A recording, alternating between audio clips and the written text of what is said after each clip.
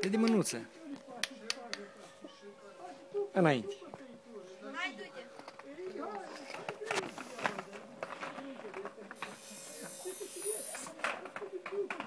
Ia că și frumos, ia nu tot stăpit. Iată că tot e frumos cu orul și alea.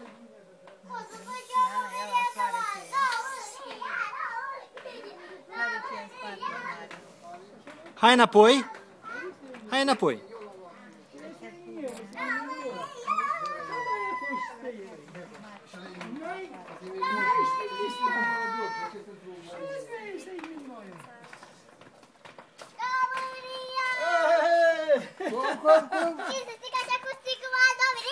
Nu, el striga altfel. Cum strigai tu?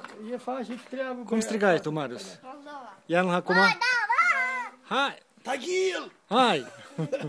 Da, usuri! Hai, Moldova! Auzi, pescarul ăla!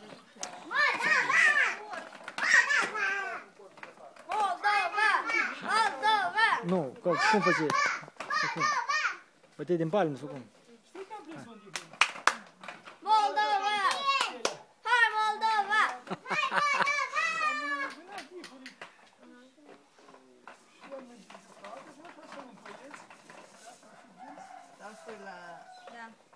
În dormitor cu tumbucică.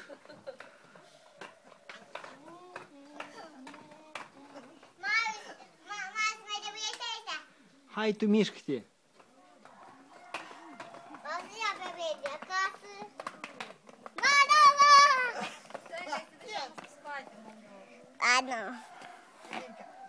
Hai cu bunica în drum, hai bunica-ți de mână, hai! Nu vreau. Hai, puișor!